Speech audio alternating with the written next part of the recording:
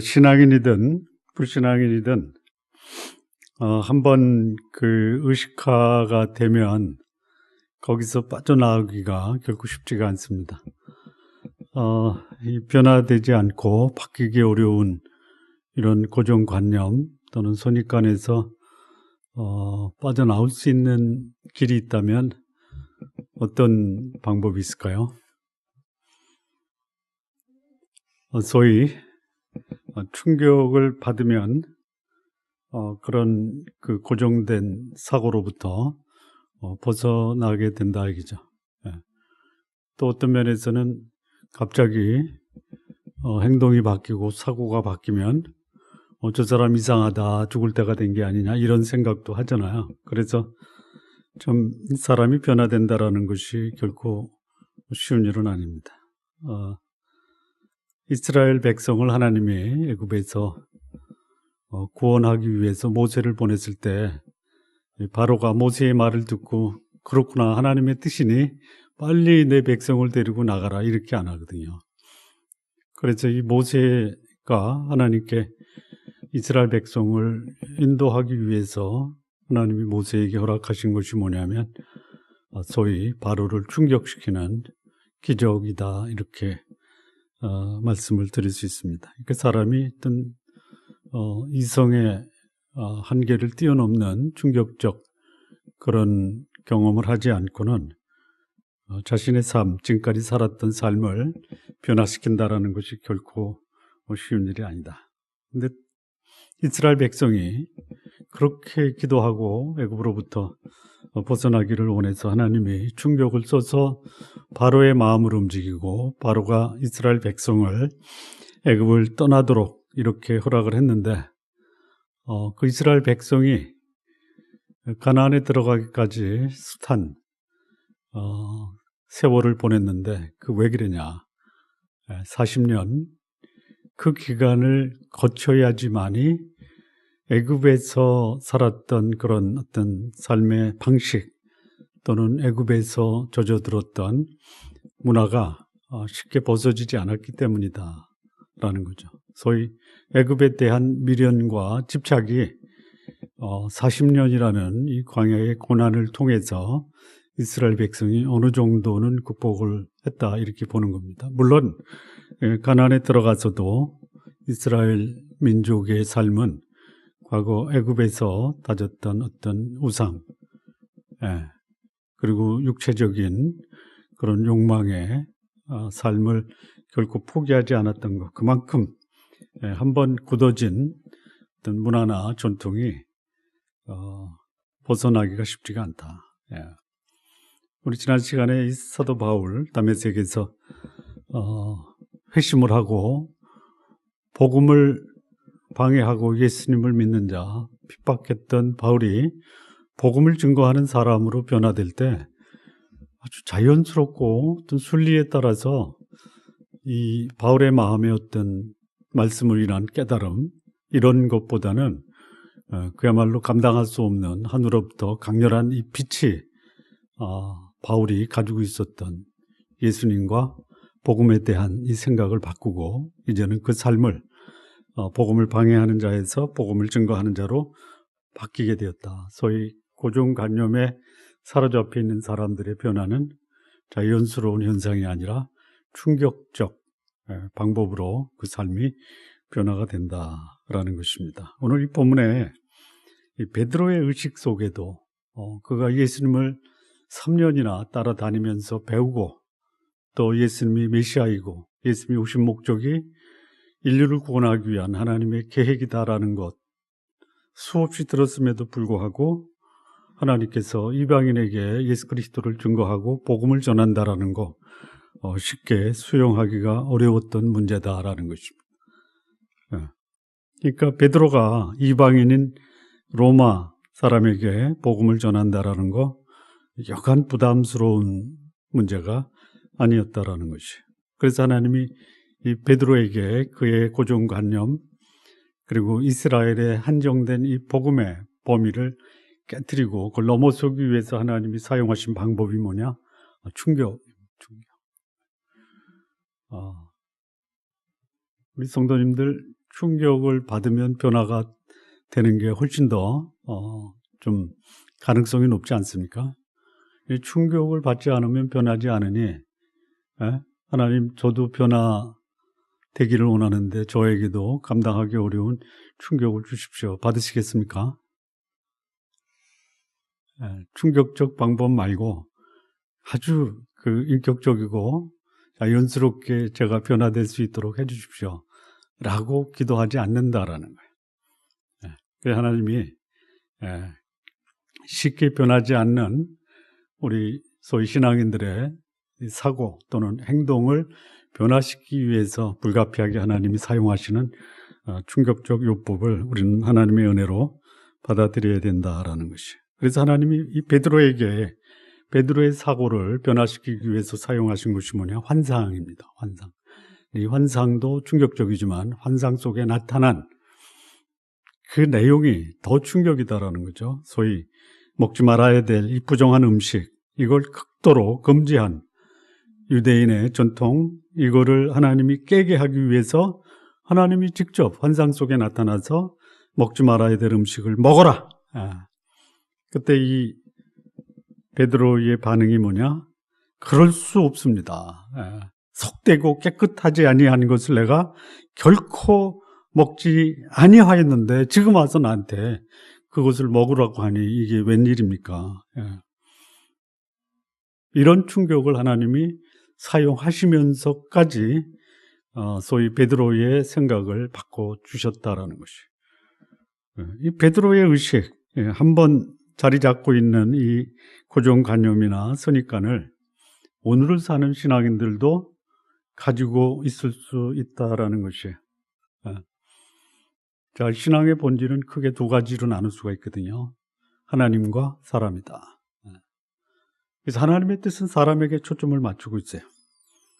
그런데 사람 자체가 중요한데 사람들은 어떤 사람이 더 중요하다. 그래서 사람을 분류하고 사람을 차별한다라는 것, 이것이 오늘날 신앙의 공동체, 교회에서 벌어지고 있는 아주 보편적 현상 중에 하나다 이렇게 봅니다. 어떤 사람은 상종하지 말라. 아예 어느 교회에서 목사는 이런 사람은 상종하지 말아라. 상종할래? 교회에서 나갈래? 뭐 이렇게까지도 심하게 말하는 경우도 있다라는 것이.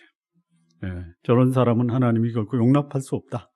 그래서 특정 부류의 사람들을 경계하고 예배에 참석하는 것조차 허용해서 안 된다라고 하는 그런 현상이 지금도 벌어지고 있다 이거예요. 사실 냉정하게 말하면 나는 그렇게 특별한 사람이냐. 하나님 앞에서 나는 역시 하나님이 결코 용납할 수 없는, 하나님 앞에 나설 수 없는 죄인이다라는 것, 하나님의 저주와 진노 아래 있었던 죄인이라는 것을 우리는 관가해서는 안 된다라는 것입니다. 하나님이 모든 인간을 향한 구원의 계획이 일관적으로 성경을 통해서 진행되어 왔는데, 질문을 하나 좀 드리면, 하나님의 인간을 향한 구원 계획이 인간이 죄를 짓고 난 다음에 그 수습 차원에서 하나님이 인간 계획을 계획하셨느냐, 아니면 인간을 창조하기 이전부터 하나님은 인간의 죄를 짓고 하나님의 은혜에서 떨어질 것을 예상하시고 가능성을 보시고 그럴 경우에 하나님이 인간을 구원할 계획을 마련하셨느냐. 1번, 인간이 범죄한 후에 하나님이 인간 구원의 계획을 마련하셨다.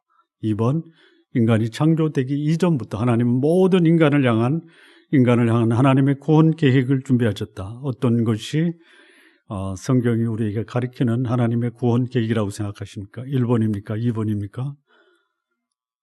2번이죠. 2번. 하나님은 인간이 창조되기 전에 모든 인간을 향한 하나님의 구원 계획을 하나님은 확정하셨다라는 것이. 그런데 시간이 흘러가면서 하나님은 유대인을 통해서 하나님의 구원과 하나님의 이 계획이 이루어지기를 하나님은 계획하셨어요. 그런데 유대인들은 하나님의 구원 계획과 섭리가 유대인에게 한정되고 이방인은 유대인 입장에서 보면 결코 하나님의 구원의 대상이 될 수 없다, 이렇게 생각을 한 거예요. 구약의 요나가 니느웨에 가서 회개를 촉구하라라고 하나님의 명령을 받아도 안 됩니다. 이거요. 이방인이 하나님께 회심하고 돌아와서 하나님의 저주와 진노를 피하는 거, 이거 나는 감당할 수가 없으니 도망가는 거야.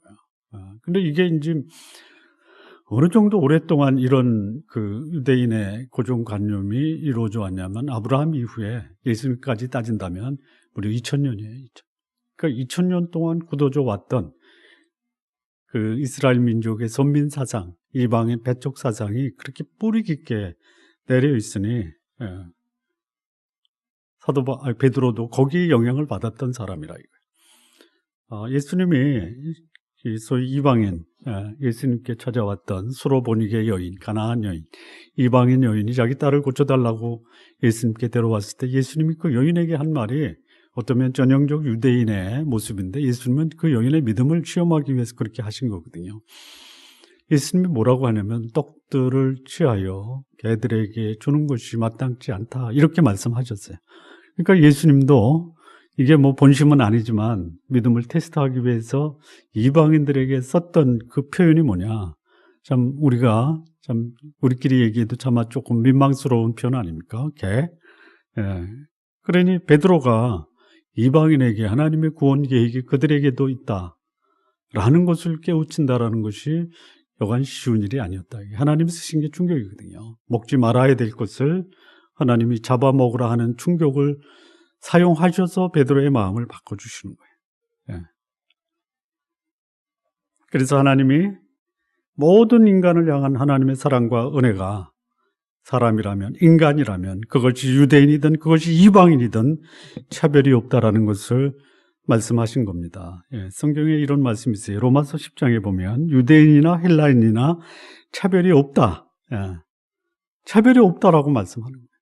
골로새서 3장 11절에 보면 거기에는 헬라인이나 유대인이나 헬라파나 무할레파나 야만인이나 수구디아인이나 종이나 자유인이 차별이 있을 수 없다라고 말씀하는 거예요. 하나님께서 사람에 대한 차별 의식을 가진 이런 전형적 유대인 사도 베드로를 깨우치기 위해서 하나님의 방법인 환상을 사용하셔서 그 환상을 하나님이 베드로에게 그가 가지고 있었던 고정관념을 깨는데 사용하신 겁니다.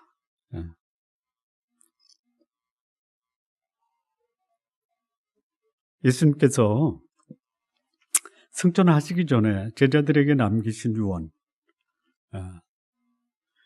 복음이 온 천하에 전파되어야 그제야 세상 끝이 온다. 예수님이 십자가에 달리시기 전에 하신 말씀이에요. 십자가에 달리시고 부활하신 후에는 뭐라고 말씀하셨냐면 너희는 가서 모든 족속으로 제자를 삼으라, 이렇게 말씀하셨고, 성령이 너희에게 임하시면 너희가 권능을 받고 예루살렘 온 유다 사마리아 땅 끝까지 가서 내 증인이 되라, 이렇게 말씀을 하셨어요. 그런데 여전히 이 베드로의 의식 속에 남아있던 유대인에 대한 어떤 선민의식, 고정관념, 이게 쉽게 깨지지 않아요. 그래서 사용하신 것이 뭐냐? 충격이다라는 거예요. 충격. 충격. 자, 선입관에 사로잡힌 베드로에게 하나님이 이방인 로마의 백부장 고넬료를 만나기 위해서 사용하신 이 환상, 이 충격을 보여주신 이유가 무엇이냐? 첫 번째입니다. 3절과 4절, 12절에서 15절 말씀을 좀 보면요, 하루는, 이건 고넬료에게 보여주신 환상입니다. 하루는 제9시쯤 되어 환상 중에 밝히 봄에 하나님의 사자가 들어와 이르되 고넬료야 하니 고넬료가 주목하여 보고 두려워 이르되 주여 무슨 일이니까? 천사가 이르되 내 기도와 구제가 하나님 앞에 상달되어 기억하신 바 되었다. 그리고 요 환상을 보여주고 먼저 고넬료에게, 다음에 하나님이 베드로에게 보여주시는데요. 12절서부터 보면요, 그 안에 땅에 있는 각종 네 발 가진 짐승과 기는 것과 공중에 나는 것들이 있더라. 또 소리가 있으되 베드로야 일어나 잡아먹으라 하거늘 베드로가 이르되 주여 그럴 수 없나이다. 속되고 깨끗하지 아니한 것을 내가 결코 먹지 아니하였나이다 한데, 두 번째 소리가 있으되 하나님께서 깨끗하게 하신 것을 내가 속되다 하지 말라 하더라. 그러니까 첫 번째, 이 베드로와 고넬료에게 하나님이 환상을 통해서 주시는 교훈 첫 번째가 뭐냐면 복음을 증거하게 하는 이 성령의 역사, 문화와 민족을 뛰어넘게 하신다라는 것이죠. 소위 신앙생활 한다라고 하는 사람들이 이웃관계 또는 인간관계에서 자주 볼 수 있는 것이 뭐냐면 배타적 성향입니다. 누구는 된다, 누구는 안 된다. 차별과 편가르기. 소위 문화적으로 다르다, 배타하자. 종교적으로 다르다, 배타하는 거예요. 혈색이 다르다, 경제 수준이 다르다. 이게 불신자 속에서 일어나는 것뿐만이 아니다라는 것이에요. 여러분, 우리 한국 사람들이 미국에 이민 가면 제일 고통스러운 게 뭐냐면 인종차별이거든요. 그런데 외국인이 한국에 와서 가장 고통스러운 게 뭐예요? 한국인이 미국에서 받는 인종차별의 서너 배, 심지어는 10배 이상의 인종차별을 받는다. 그래도 괜찮은 인종은, 백인종은 좀 나아요. 그런데 동남아 또는 흑인들 시장 가서 물건 살 때도 차별을 받아요. 자기 물건을 사주는데도. 나와 다르다라는 이유로 경계하고 교류를 금지하는 거, 이게 어디서 나타나느냐? 복음을 전하는 데에 나타난다라던. 물론 이 문화적으로 다르거나 종교적 배경이 다르거나 이 혈색의 다름으로 함께 어울리고 동화하는데 극복해야 될 과제들이 결코 만만치 않은 것이 사실이에요. 그러니까 이런 현상이 예수님의 사도였던 베드로에게서도 얼마든지 일어날 수 있었던 거다라는 것입니다. 그런데 복음은 인간관계에 상존하고 있는 모든 장벽을 허물어버리고 예수 그리스도 안에서 한 형제요, 한 자매요, 가족이 될 수 있다는 것이 복음의 위력이에요. 에베소 2장 13절에 보면 이제는 전에 멀리 있던 너희가 그리스도 예수 안에서 그리스도의 피로 가까워졌다라고 말씀합니다. 2장 14절, 15절, 16절에 보면 그는 우리의 합형이신지라 둘로 하나를 만드사 원수된 것, 그 중간에 막힌 담을 자기의 육체로 하시고 법조문으로 된 계명의 율법을 폐하셨으니 이는 이 둘로 자기 안에서 한 새 사람을 지어 합형하게 하시고 또 십자가로 이 둘을 한 몸으로 하나님과 화목하게 하려 하심이라. 원수된 것을 십자가로 소멸하셨다라고 말씀합니다. 예수님이 이 땅에 오신 그 목적이 뭐냐?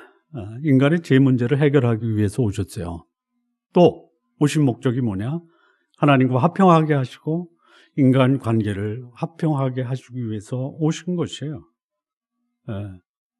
로마서 5장 1절에 보면 그러므로 우리가 믿음으로 의롭다 하심을 얻었은즉 우리 주 예수 그리스도로 말미암아 하나님으로 더불어 화평을 누리자. 하나님과 화평한 자는 인간 관계에 화목을 이룰 수 있다라는 것이에요. 그러니까 이런 환상을 통해서 배울 수 있는 하나님의 의도가 뭐냐? 유대인이나 이방인이 다 예수 그리스도로 말미암아 하나님 안에서 구원받고 또 한 형제요 자매로 연합할 수 있다는 것을 보여주는 겁니다. 그래서 하나님이 로마의 백부장 고넬료를 예수 그리스도의 복음을 증거할 수 있는 베드로를 부르게 한 거예요. 여러분 여기 하나님을 알고 있었던 고넬료예요. 하나님을 경외했다라고 해서. 그리고 그는 하나님을 경외하는 그의 믿음을 삶으로 보여줄 때 구제하고 선행에 힘썼던 사람이에요. 그렇지만 그 하나님을 예수 그리스도를 통해서 만나지 않으면 경건한 삶을 살아도 아직 내 영혼의 구원은 실현된 것이 아니다 라고 말씀을 드립니다. 그 하나님을 믿는다라는 것과 그 하나님이 예수 그리스도를 통해서 우리를 구원하셨다라는 것을 믿는 것은 좀 별개인 것이에요. 예수님이 이렇게 말씀하셨어요. 나를 믿는 자는 나를 믿는 것이 아니요 나를 보내신 이를 믿는 것이다. 다시 말하면 하나님을 믿고 예수님을 모르면 이 믿음은 완전한 믿음이 아니고 예수님을 믿는데 예수를 보내신 하나님을 모른다면 이거 잘못된 거예요. 우리 지금 다른 복음을 믿는 사람들 중에 이런 사람들이 있어요. 여호와 하나님을 믿는데 그 하나님이 보내신 예수 그리스도를 믿지 않는 그런 사람들이 있어요. 그러니까 이 베드로를 보면 이방인에 대한 경계심, 배타적 사고가 있어 이방인에게 복음을 전하는 것 극히 꺼려하고 있는 모습을 볼 수 있어요. 그러니까 선입관과 고정관념에 사로잡혀 어떤 사람에게는 복음을 전해서는 안 된다, 어떤 사람은 교회에 들어와서는 안 된다 하는 사람도 있어요. 하나님의 구원의 대상, 이 복음의 필요성에 대해서 제외된 사람이 하나도 없습니다. 그리고 하나님을 알되 그 사람에게 필요한 것이 뭐냐? 예수 그리스도를 보내신 하나님을 제대로 알아야 한다는 거예요. 서로 다른 문화나 민족에게도 성령 안에서 연합할 수 있다는 것, 하나님이 환상을 통해서 여기 베드로와 고넬료에게 보여준 것입니다. 그러니까 예수 그리스도는 특정 사람을 위한 하나님의 중보자가 아니라 온 인류를 위한 중보자이시고, 그 인류 구원을 위해서 하나님이 먼저 선택하신 민족이 유대인입니다. 유대인에게 복음이 먼저 전파된 것이에요. 그리고 유대인들은 온 인류를 향해서 복음 증거할 역할을 부여하신 것입니다. 그러니까 복음은 유대인만 위한 것이 아니라 유대인을 사용하신 그 하나님이 유대인에게 주신 은혜와 특권이 바로 유대인에 대한 선택입니다. 그러나 유대인의 역할은 뭐냐? 그 복음을 온 인류에게 전파되어야 될 책임이 부여되었다라는 것이. 오늘도 먼저 복음을 받고 예수 그리스도를 믿는 자에게 주신 하나님의 은혜가 뭐냐? 그 복음 주신 것으로 예수 그리스도를 구주와 주님으로 영접하고, 그리고 그 받은 복음을 다른 사람에게 전하는 그 사명을 감당해야 된다라는 것이. 자, 두 번째, 이 베드로와 고넬료에게 하나님이 주신 이 환상을 통해서 주신 두 번째 교훈은 뭐냐? 34절에서 38절인데요.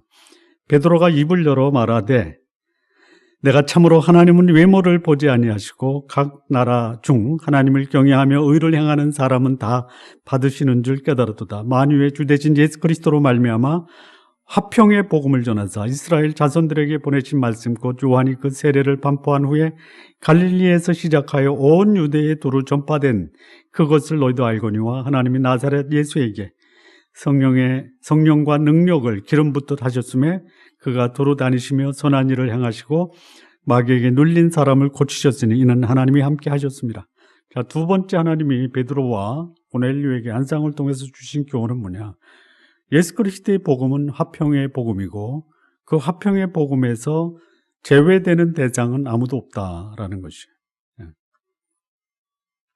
하나님이 인간을 창조하셨을 때 하나님이 창조하신 인간을 보고 하나님 뭐라고 말씀하셨냐? 보시기에 심히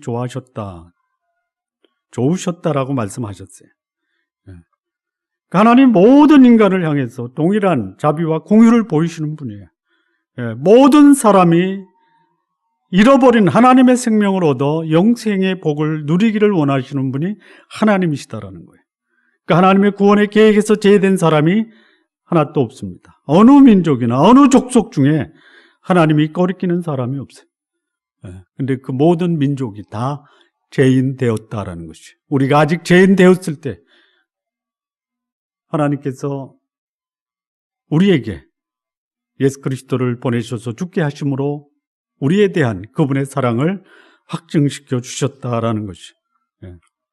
하나님은 외모, 특정 계층, 특정 민족, 특정 부류로 사람을 구별해서 취하지 아니하신다라는 것이에요. 사실 하나님의 복음은 하나님과 원수되었던 모든 사람에게 필요한 하나님과의 화평의 복음입니다. 복음이 유대인에게만 주어진 것이 아니고 유대인도 복음이 필요한 존재입니다. 하나님은 유대인뿐만 아니라 모든 인간, 즉 이방인 모두에게도 복음이 필요했기 때문에 예수 그리스도를 보내주셨다라는 것이. 유대인을 특별하게 사용하는 것은 틀림이 없지만 예수 그리스도의 복음은 하나님과 유대인의 화평을 이루시고 또 하나님과 유대인의 화평도 함께 이루시는 거예요. 오히려 먼저 하나님은 유대인과 하나님의 화평을 이루신 다음에 유대인을 통해서 다른 전 인류가 하나님과 화평을 이루시도록 유대인을 통해서 복음을 온 인류에게 주셨다라는 것이에요.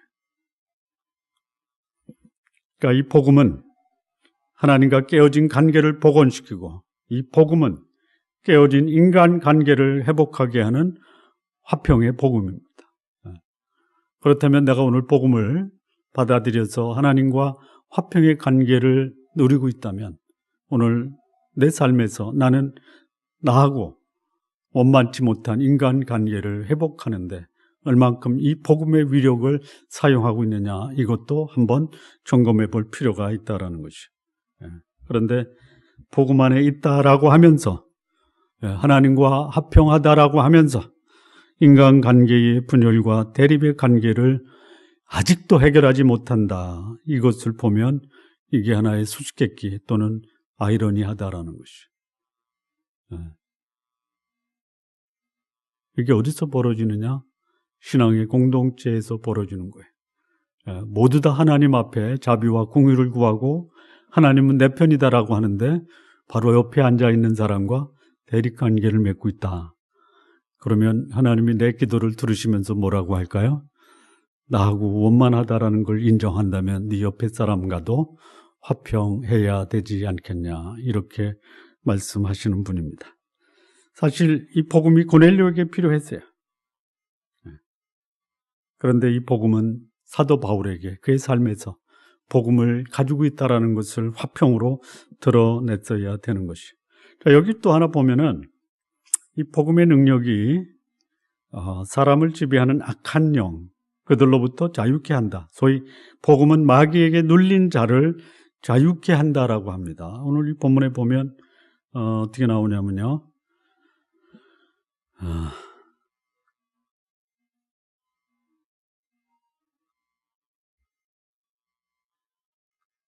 예, 38절에 하나님이 나사렛 예수에게 성령과 능력을 기름부터 다셨음에 그가 두루 다니시며 선한 일을 행하시고 마귀에게 눌린 모든 사람을 고치셨다.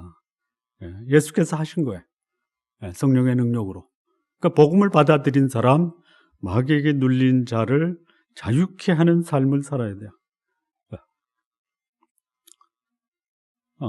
이 복음으로 사는 사람, 예수 그리스도를 받아들인 사람은 마귀에게 눌린 현상으로부터 벗어나고 자유를 누려야 되잖아요. 그런데 예수를 믿고 성령이 내 안에 거하는데 여전히 마귀에 눌린 삶을 사는 소위 신앙인들이 있어요. 어떤 사람이 그러냐? 삶이 어두워요. 어두워요. 상담을 공부하다 보면 우울증이 있고요. 또 뭐가 있냐면 불안이 있어요. 불안. 우울과 불안. 좀 다르죠? 우울과 불안의 차이가 뭐예요?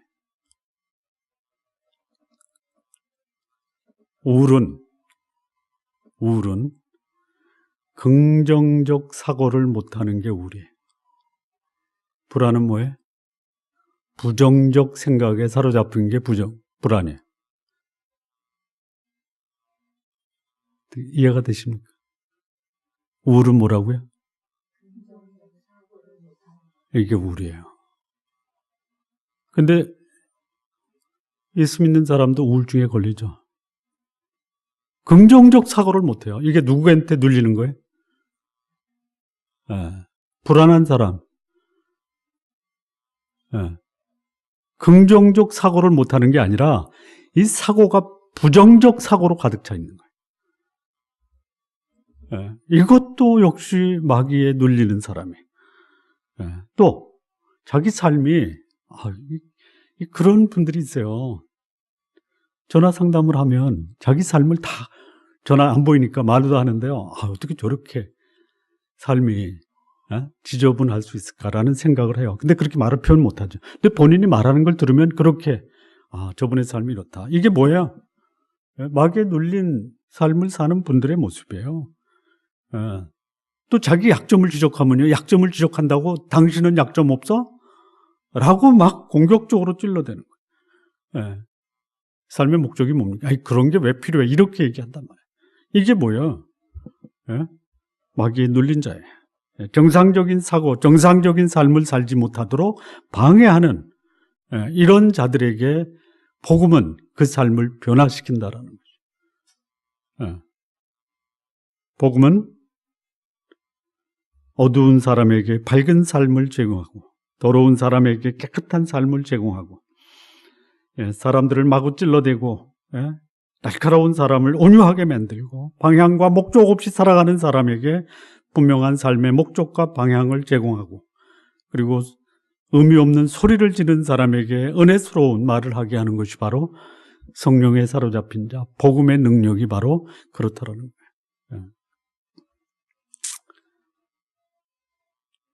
자, 이 복음으로 사는 이 베드로에게 하나님은 고넬료를 만나서 복음을 전하라고 하시고 그리고 베드로는 이 환상을 보고 충격을 받아서 고넬료를 가서 만나는 것이. 자, 하나님이 환상이라는 충격을 통해서 베드로와 고넬료를 통해서 우리에게 주시는 이 교훈이 뭐냐?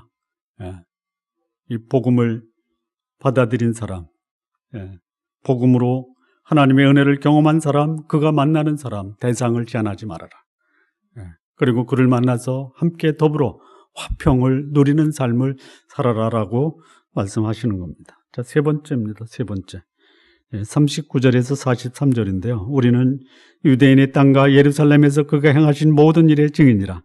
그들이 나무에 달아 죽였으나 하나님이 사흘 만에 다시 살리사 나타내시되 모든 사람에게 하신 것이 아니요 오직 미리 택하신 증인 곧 죽은 자 가운데서 부활하신 후 그를 모시고 음식을 먹은 우리에게 하신 것이라. 우리에게 명하사 백성에게 전도하되 하나님이 살아있는 자와 죽은 자의 재판장으로 정하신 자가 곧 이 사람인 것을 증언하게 하셨고 그에 대하여 모든 선지자도 증언하되 그를 믿는 사람들이 다 그의 이름을 힘입어 제사함을 받는다 하였느니라. 환상을 통해서 하나님의 그 복음 증거를 이방인에게 전하고 한 이 환상을 받은 이 베드로는 고넬료에게 갑니다. 그리고 고넬료에게 가서 누구를 증거합니까? 예수 그리스도를 증거를 하는 거예요. 증거.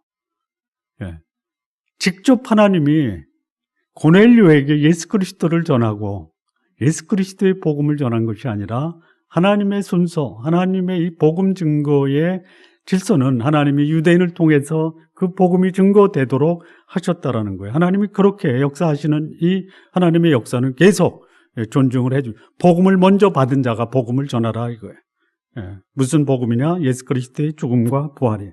그래서 예수 그리스도의 죽음과 부활을 믿는 자, 그는 제사함을 받는다. 그리고 제사함을 받은 자, 제사함 받음에 걸맞는 의인의 삶을 살아갈 수 있다라는 것, 이것을 증거하게 하는 것이. 그러니까 베드로를 위해서 하나님이신 예수께서 십자가에서 죄값을 치르셨다. 이거는 베드로만 위한 것이 아니라 예수님의 십자가는 고넬료를 위해서도 예수님은 십자가의 피를 흘리셨다라는 것을 베드로를 통해서 하나님은 고넬료에게 증거하기를 원하신 거예요.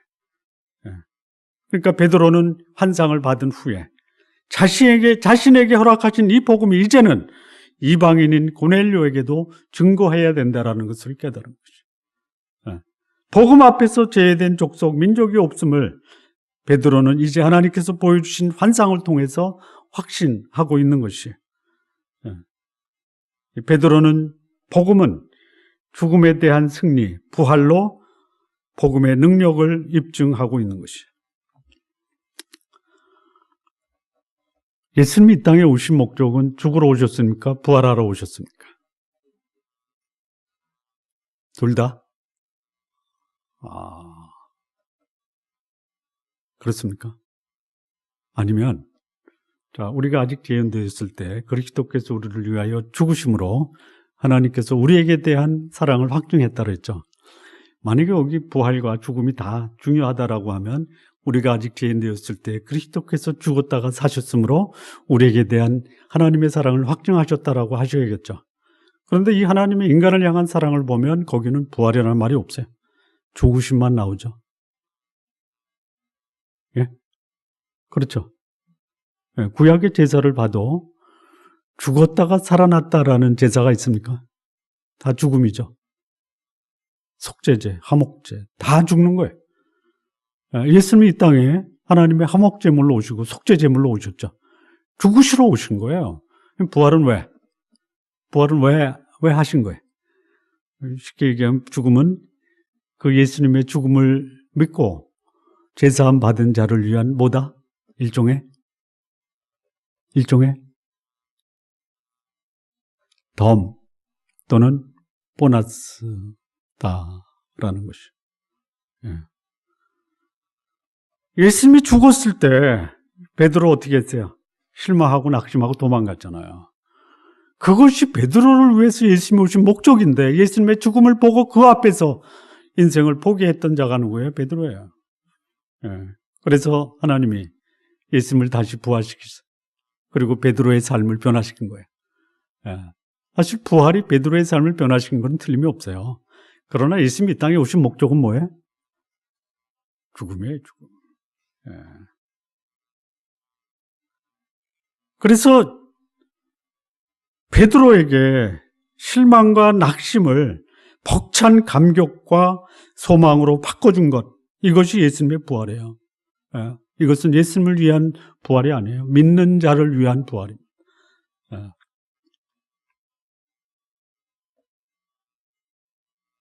그래서 이 부활을 경험한 이 베드로, 그는 이 부활의 벅찬 감격을 안고 그가 증거한 내용이 뭐예요?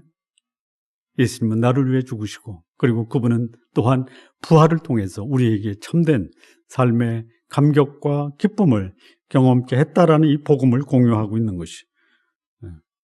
그러니까 여기 베드로가 전했던 이 복음의 핵심이 뭐예요? 유대인이든 이방인이든 예수 그리스도의 이름을 믿는 자에게 제사함을 주신다라는, 이걸 전하는 거예요. 제사함이 복음의 핵심이에요. 어쩌면 부활의 능력보다 더 중요한 것이 뭐냐? 제사함이에요. 그런데 거기에 제사함뿐만이 아니라 다시 살아나는 이 부활의 보너스까지 주셨다라는 것이. 자, 그렇다면 이 복음을 받아들인 자, 제사함에 이 복음의 능력을 경험한 자는 어떻게 살아야 돼요? 제사함을 받았다라는 감격으로 살아야 돼요. 제사함을 받았으니 더 이상 죄를 짓지 말아야지라는 삶을 살아야 되는 거예요. 죄에 얽매였던 삶에서 벗어나 이제는 전혀 새로운, 그리스도 안에서 새로운 피조물로 의로운 삶을 살아야 되고 거룩한 삶을 살아야 된다라는 것이에요. 이것을 지금 베드로가 고넬료에게 증거하고 있습니다. 전혀 새로운 의인으로서의 삶을 사는 것, 그것이 복음이 우리에게 주는 위대한 복입니다. 그리고 복음이 증거되는 그곳에 과거의 삶에 얽매여서 거기에 그냥 그대로 머물러 있는 것이 아니라 이제는 제사함 받은 자다운, 전혀 새로운 삶을 살아야 되는 것, 이 복음이 증거되어야 된다라는 것이. 하나님이 베드로와 고넬료에게 보여준 환상을 통해서 우리에게 주는 세 번째 교훈이 뭐냐? 복음을 받아들인 사람은 제사함의 은혜와 그리고 전혀 새로운 의인으로서의 삶을 살아가는 새로운 소망과 감격 속에 살아가야 된다라는 거, 이것이 하나님이 베드로와 고넬료를 통해서 환상을 보여주신 교훈입니다. 자, 마무리 짓겠습니다. 복음을 알고 그 복음으로 사는 사람들에게 그의 삶은 첫 번째, 이 성령의 역사가 문화와 민족을 뛰어넘는 하나님, 그래서 우리의 의식과 우리의 삶이 제한된 어떤 경계와 한계를 가지고 사람들을 대하는 것이 아니라 나와 다른 문화, 나와 다른 역사를 가진 그런 사람들에게도 우리는 복음으로 다가갈 수 있어야 된다라는 것이 뿐만 아니라 그들과 더불어 나와 하나님 관계에서 회복된 이 화평이 다른 사람과의 관계에서도 화평의 관계를 유지해야 된다. 우리 화평의 관계, 그 화평을 누려야 되는 대상은 결코 제한이 없다라는 것, 이것을 우리는 잘 간직하고 살아야 됩니다. 우리 좋은나무 교회 성도 여러분, 복음으로 제사함을 받은 이 복된 삶을 사는 우리 성도 여러분, 이제부터 나는 전혀 새로운 삶을 살 수 있는, 제사함뿐만이 아니라 이제는 의롭다 하는 삶을 사는, 나의 삶을 통해서 내 주변 사람들이 동일하게 복음에 합당한 삶을 살아가는 이 삶의 교훈과 모본을 나를 통해서 내 주변에 널리 드러나게 하는 그런 성도님들 다 되시기를 진심으로 바랍니다.